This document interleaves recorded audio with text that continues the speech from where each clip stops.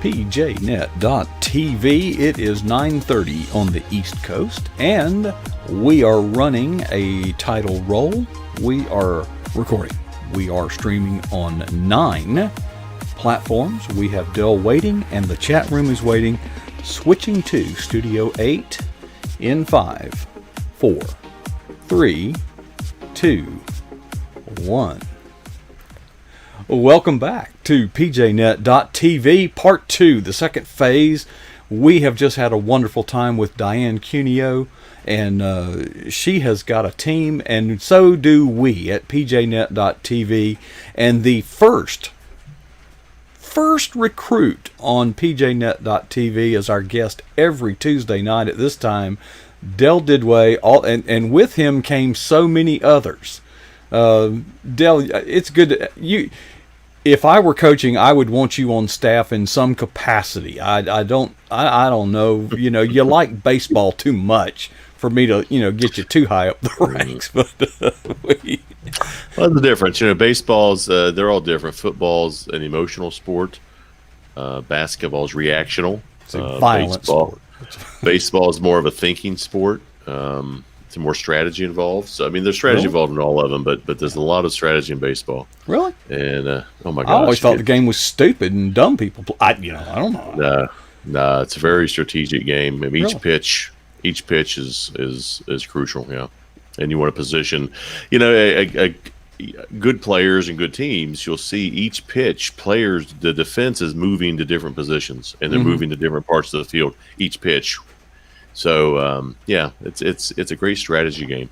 Well, the strategy in football and play selection is psychological. You bait the defense into reacting in a certain way, and you do it over and over and over, and then you go the other way because now and you take advantage of their speed. You use their speed against them if they're a fast defense. So it's a lot of it psychological, and this is one of the criticisms that people have of me as a coach is it takes me 3 plays to set up the real knockout punch.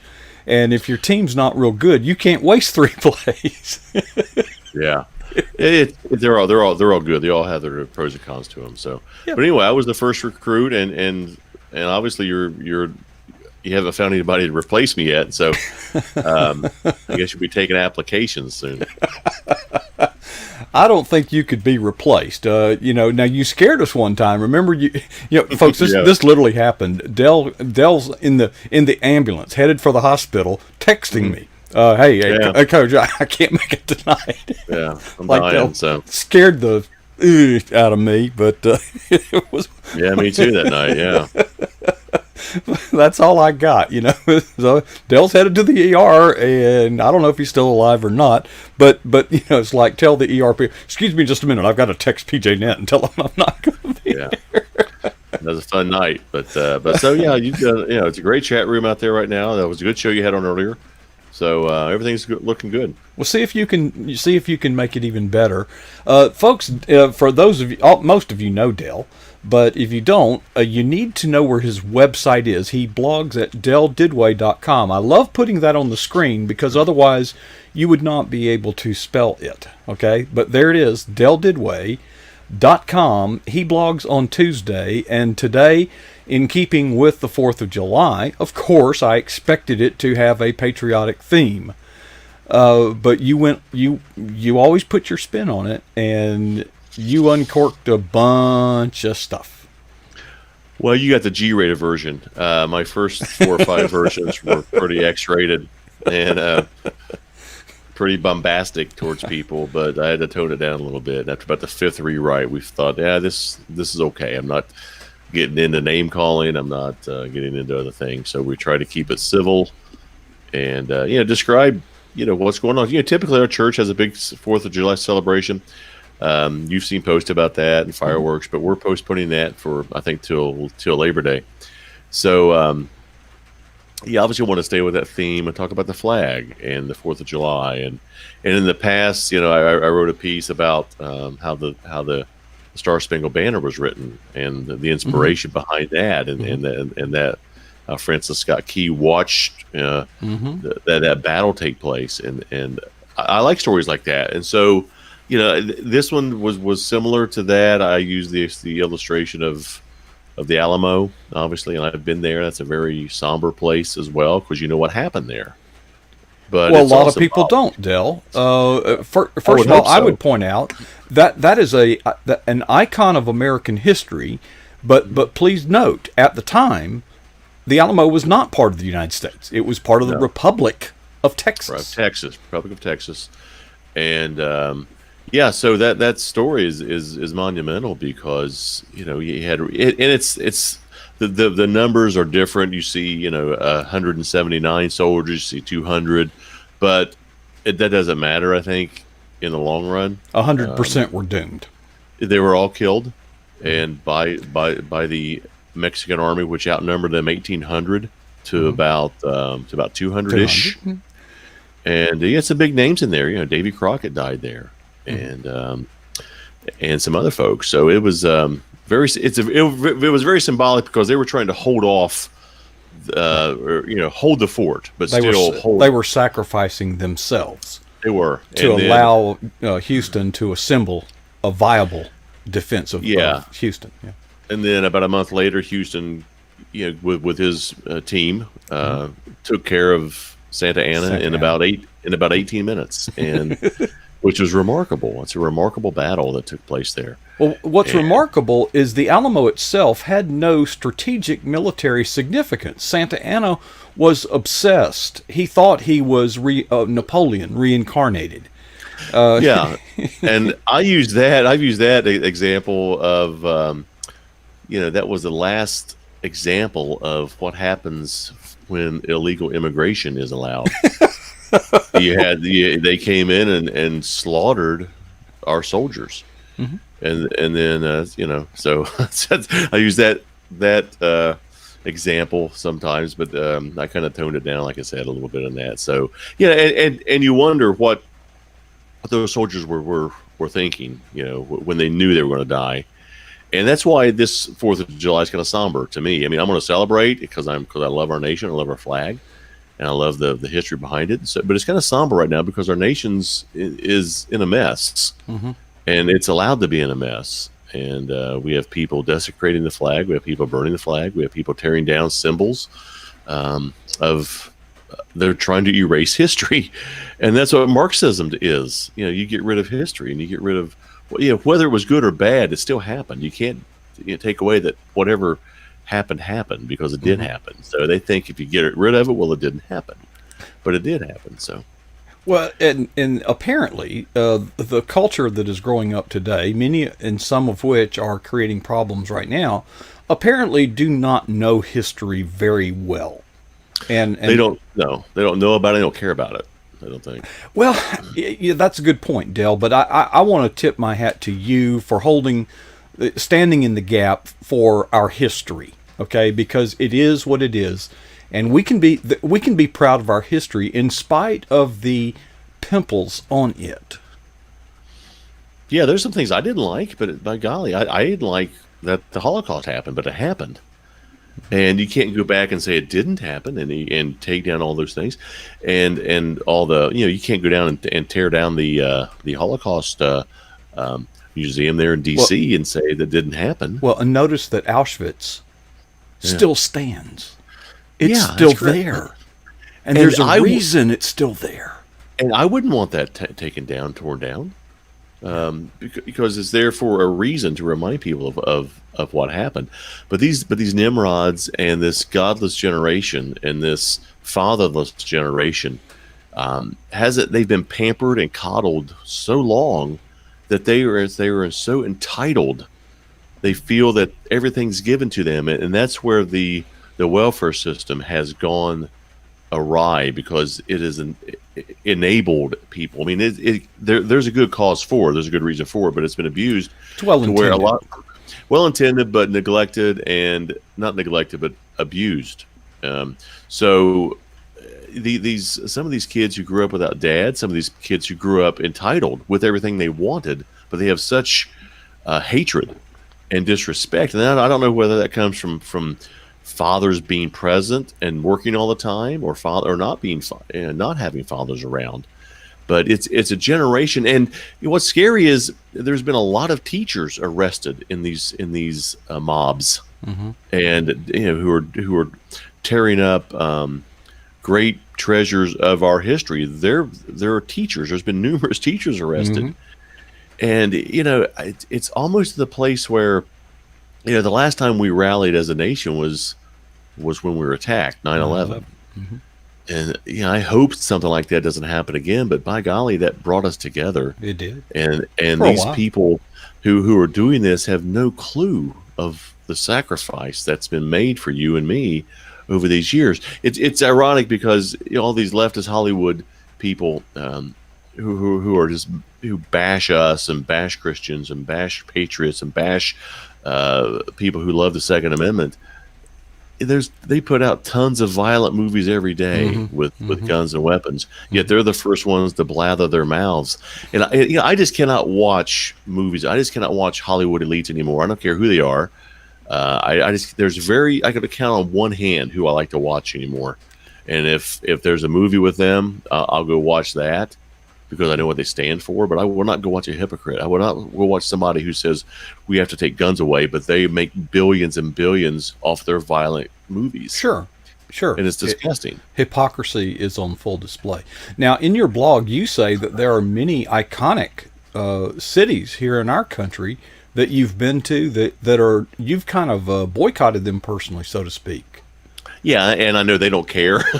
They have no relevance. I'm of no relevance to them except when I spend $100. The Chamber of Commerce didn't call you begging you to change your mind. No, they don't care about me. No. So I will not go to Los Angeles ever again. I will not go to. Sadly, I will not go to New York City ever again. I love that city. I've been there numerous times. I will not go to Chicago. I will not go to St. Louis. I will not go to Seattle. I was just there until some type of common sense is applied. I mean, Chicago was 46 people shot over the weekend, 18 killed.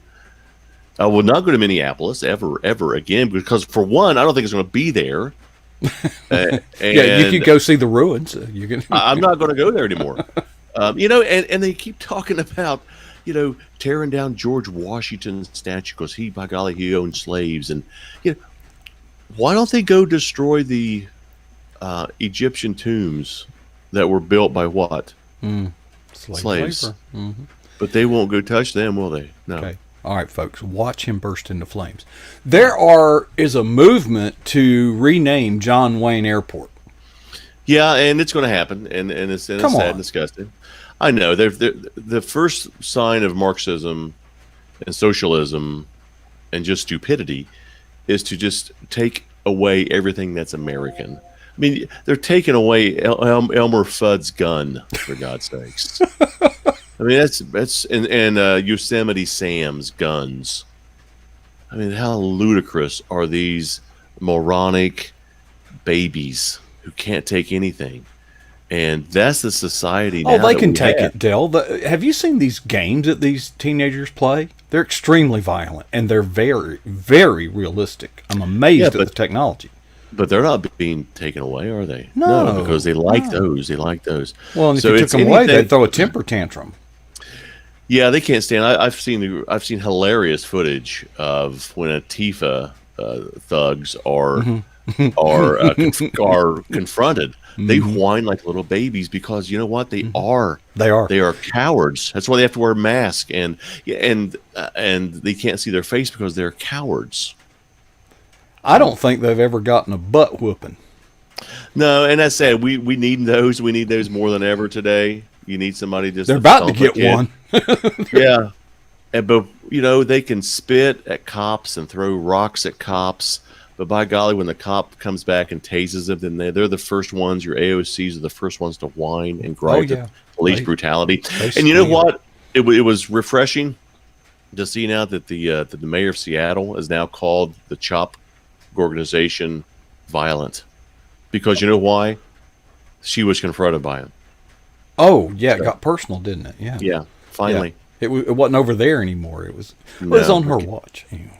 Yeah. So anyway, but so I kind of stick with the theme that this is a kind of a subdued 4th of July, because right now they're saying that if President Trump celebrates the 4th of July at Mount Rushmore, that we are celebrating white supremacy because those men were white supremacists, and I that's the only thing they know. They are so out of words. Maybe we could blackface them. Would that be okay? No, because the only people that do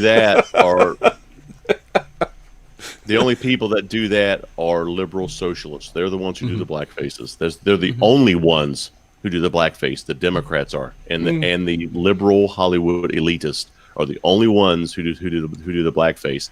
Jimmy Kimmel, and Tina Fey. Oh my gosh! But it's okay when they do it. Well, so I hope their careers are over. What about Blazing Saddles? I mean, come on, that movie. Who hasn't seen it? Who didn't laugh? Who, come on, folks, it's humor. When he punches at the horse, that's a great scene. There's scene after scene. Yeah, these people are so edgy and so offensive. Everything you do offends them, and so the only thing they're going to understand is to fight back in violence, and it's sad. But I think we should put them in a straitjacket and make them watch Blazing Saddles and just watch them. It'd be like pouring salt on a slug. It'd be like pouring. Well, they're so out of tune. They wouldn't get humor. They don't get humor. I don't think they'd find. How about Full Metal Jacket? No. Oh my gosh! What an opening scene. Yeah. I literally play that for motivation from time to time. Are the remarks racist? Yeah, sure. Yeah. Yes. But yes. Okay. But that's not. They don't get it. They don't get it. Del, something I'm noticing, and tell me if I'm off key here. I'm seeing you use videos more and more in your blog.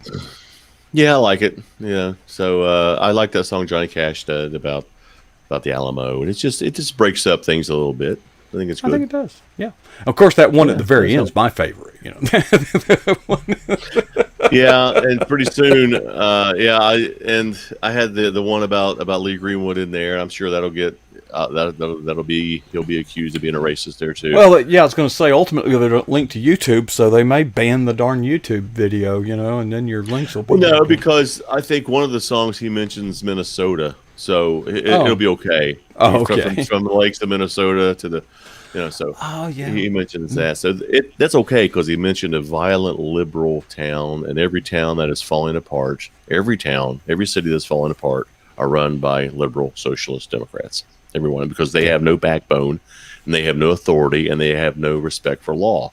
So, and now they're reaping what they've sown. Right. These are the cities they've built, and they don't like them, and it's our fault. They didn't even build them. They took over. They took over and let them down. Yeah. They tore them down by getting rid of authority. Yeah. By taking power away from the police officers. Hand them a Lamborghini, and sooner or later it's in disrepair. You neglect it and do that. So anyway, that's what I touched on. I mean, I'm going to celebrate. We're going to get through this. I believe and there'll be some damage. There'll be some serious damage from this. Are we still there? I lost you. Yeah, I'm here. There you are. I'm here. Yeah. But there'll be some damage done to it, to our country. But I mean, right now we're seeing cosmetics, we're seeing statues destroyed, and we're seeing buildings defaced and things like that. So, but we'll get through sad. It. Yeah. Well, but thank you, Del, for standing in the gap and recounting the true history and the significance of the true history. Of this nation, of which we are so proud, in spite of our blemishes. Yeah, and there's, I want to thank everybody. There's a big chat room out there. I want to thank my friend Amy for being on. I want to thank my friend Stephanie. She said she was going to hop on. She's there. And some of them. So I really appreciate everybody taking time out of their evening, to read my blog, which I always thank them for that, because that takes 3 or 4 minutes. And then for hopping on here and being engaged and caring enough, and do something out there. What you're doing is great. Tune in, but pray for our nation, pray for our leaders. Pray for our nation, pray for our leaders. Mm-hmm. And okay, so to switch gears a little bit, in the midst of all this, you've got a machine gun battery of books coming out. You still on track there? How do you keep up? How do you keep up with yourself? I need to hire like an assistant. I really do. You married one, didn't you? Well, I need. Yeah, she needs one too. So, yeah, we have next Tuesday. Kyle and I's book comes out, Michigan Motivations, and next month we have 2 out, and so things are going good, and we're excited about the next couple of weeks. We're a little not discouraged, but with sports kind of being down a little bit. That's what we're that's what our themes are, obviously, about Michigan football. And we're hoping that towards the season start we'll catch some legs, because we were hoping for a good launch. We probably still will get one, but probably could have been better if they were practicing now and having their spring games and things like that. So draw some excitement, scrimmages and I mean you set your sails to catch that wind that has been there every single year. Except this one. And the sails are they're still set. But they're setting, they're and it'll be okay. Yeah, we'll get through it, and obviously God knows more than we do. So his timing's good. So that's something I've been able to comprehend the last couple of years. Is his timing, even though I don't like it, sometimes is always best. So we're sitting back, doing what we can, promoting what we can, and already has some good response. We're thankful for that, but. So we'll be busy the next couple of weeks and next few months, and then we'll hopefully reload and start over again. We just Michelle and I think she'll be on tomorrow night. We just saw the cover of our book, which will be out next year. It's really cool, so we're excited about that.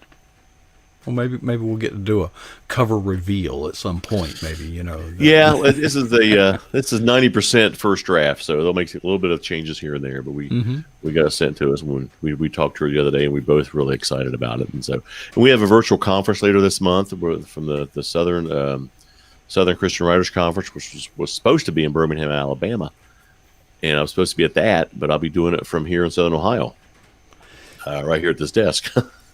With all that's happened, your travel schedule has diminished. Have you been able to redeem that time, or how has that changed your life and your career? It's you just adjust to it. No, it hasn't. It's changed me. I've freed up more time now, because I was going to be going a lot, and I still have some other things cooking and some other events to go to. We'll be going down to the Florida Conference in Orlando. And some other ones we're getting set to start for next year. So we'll be back in the cooker. But, it's allowed me a little bit of time here, which has been nice. Been focusing on a couple other things, and I've had some time, which has been nice. It's, like I say, you work with what you play the hand you're dealt. Okay. And there's time now. And when you're busy and catching yourself going this way and that, you hear yourself saying, gosh, I wish I had time to, and then fill in the blank. Yeah. Well, now we do. So how are we redeeming that time? Are you happy? Are you satisfied with your own score redeeming the time? I don't think I'm ever satisfied. I always think I do more, but I've been pleased with things. Nothing's going bad for me. So things could be a whole lot worse. But there's a couple of things, that we're doing that we'll be able to talk about here pretty soon. It's going to be very, very exciting. It's going to be fun, and I think we'll be able to make a living doing it. So it's exciting, because what's going on behind the scenes, and so I know a little bit about what you're talking about. Yeah, and and we were talking today and yesterday to the folks we're involved with, and it's starting to pick up steam. So hopefully we'll be able to talk about it here in about a month and reveal it. I have made some check boxes on the top, and I'm not going to reveal it, but you and I've made some observations. Okay, and I'm building my little checkbox list, because you got to find the right mix that checks all the boxes. I mean, we have placed a lot of chips, stacked a lot of chips on the RSS engine.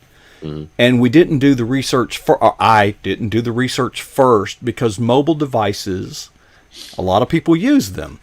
And we have yet to find a product, an RSS reader, that checks the boxes that meet our requirements. And, before you get started, it's a good idea to have that checklist. Now, maybe it doesn't hit all the check boxes, but have that wish list, because if you don't have a criteria, when you start, you will be blown by the winds of, sales reps. Right. Yeah. You will be persuaded and you will lose your focus. So folks, whatever you're doing, if it's a project, I'm not a write it down person. I know that's a terrible thing to say amongst writers, but I have a checklist, and it's very clear when I go to do something. I'm not out there to see I don't shop. I hunt. I've got the criteria. Find the product that meets the criteria. Folks, we have an awesome opportunity if we are not able to go out as much as we used to. I will do anything to avoid mowing the grass. Okay? So redeem your time. Redeem the time is the message I'm preaching. And I think we all have an opportunity in front of us that we didn't ask for. And it came to us in darkness, but we can take the lemon and make lemonade, you see. Yeah, but I kind of like cutting the grass. That gets me let me away give you for a my couple of address. hours. Come on down here. Yeah. I will fix you up, buddy. It's my time to get away from everybody for about 2 hours. Is it therapeutic for you? I just like it. Yeah, I like cut my yard and trim. That's funny. I don't like mowing the grass, but I do love lumberjacking. I love cutting trees and digging up the stump. That, but no more. I love it, and it's better than it's an aerobic exercise and you don't think about the pain because you're thinking about the objective. If you're in the gym and you're on that machine, treadmill, whatever, people put music in their ears, but I got news for you. There's a lot of pain. There's a significant amount of pain. Mm-hmm. When you're doing yard work. Well, if you're going to be effective, yeah. Mm-hmm. But I remember one time I literally threw up. I was so exhausted, but you don't realize how intense physically this is, and you don't feel the pain because you're focused on the objective. Mm-hmm. And when you're focused on the objective, all these distractions like, pain, but folks, I think there's a lesson there. Are you focused? Are we focused? Each one of us focused on something like a laser to the point that, the dogs over here can bark and the whatever. If you're focused on the objective, none of those things matter. A dog on the hunt doesn't know it has fleas. Mm-hmm. How did I get preaching tonight? I don't know. Anyway. You've been on a roll. Somebody pulled the pin on my grenade. Well, Dale, it's always wonderful to have you share with us. Is there anything we left out tonight that we need to touch on? I don't think so. I think we covered about everything. Again, thank everybody for being out there. Oh, when are we going to get to find out more about this project? About a month, probably. About a month. I was talking today and yesterday, and it's starting to form. It's starting to get the legs under it, mm-hmm. and starting to get exciting a little bit because last month we were talking off with this little group, and it was kind of like an idea. Mm-hmm.